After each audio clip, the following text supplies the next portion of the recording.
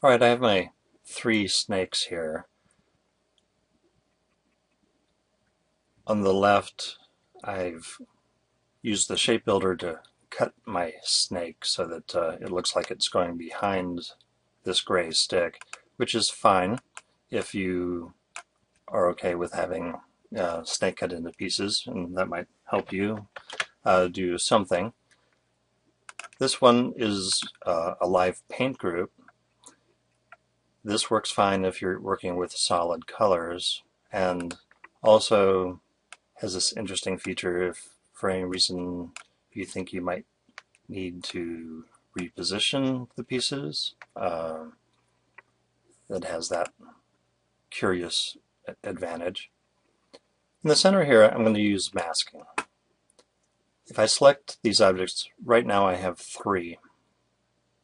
There's the stick, there's my original stroked snake, and there's one expanded as a fill. Now to motivate the masking, I'm going to bring the stroked one up to the top and do something. Well, if you happen to have CS6, there's something very nice you can do with your strokes, and that is to apply a gradient to the strokes. This is a CS6 feature and might motivate some of you to get that. Alright, so I'm going to bring in my gradient panel here. Right now I have a gradient just going left to right, and I could change that. I could have a radial gradient, whatever. Two other options with stroke are to stroke along the length. So here the gradient is following the path of the snake and going from white to black, and that has some interesting appeal if I want it to be emerging from a background or something. Third option is to have the gradient go across the stroke, and this is a unique feature which allows for the potential of doing shading that you normally don't get. I'm going to bring in some colors here. Just going to drag some things in the gradient, maybe move this white inside here to get more of a highlight there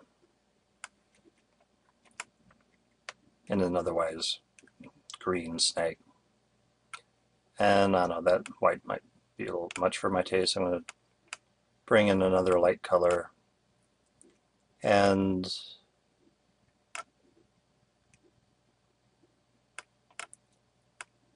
just go to a dark green. Okay. Right, so this is a highlight. Now, as the snake curves around, we'd probably want that highlight to switch a little bit. And I can't do that within here, although if I expand this into a gradient mesh, I can go in and apply that anywhere I want. I could go ahead and demonstrate that.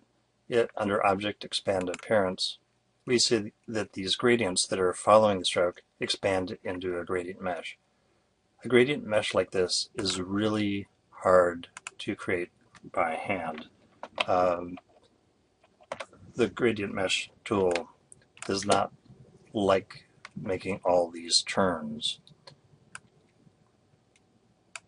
So I could go in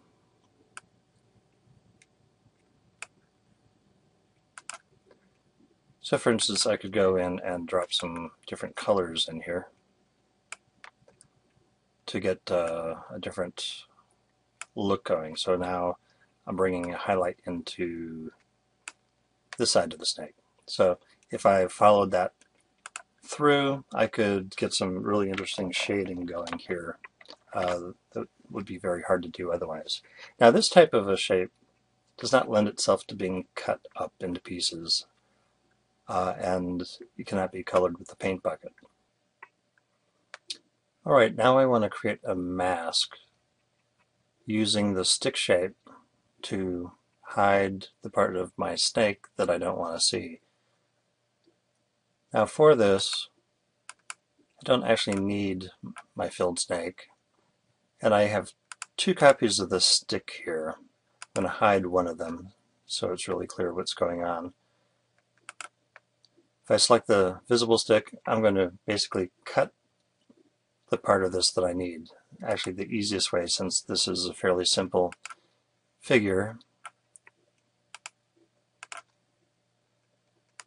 is to just remove these vertices. And now I have a piece of the stick that is the right shape for creating my mask. Now if I made a mask with a gray shape, I would get a translucent mask. So I'm going to make this white so that it's completely opaque. Go and find a white over here. All right, and then here it is. I'm going to drag this up above the group that is my snake. And I'm going to select both of them. Now when you have two paths selected and you go into transparency, you have the opportunity to make a mask. The top shape will become the mask for the bottom shape. So I click on that and the snake disappears except for this part. And this makes sense because white actually means opaque. What I want is the inverse of that. Okay, so now the white is transparent, but everything outside of that is being clipped. So I'm going to turn clipping off here so that all we have is the inverse. It's a little complicated, I suppose, but here you see we have exactly what we want. That means if I go back into my layers, I can turn the stick back on and we see exactly what we want. Now, there are a couple other things that are flexible about this approach. For instance, the stick is a single piece here, so I could easily go in and style it a little bit differently.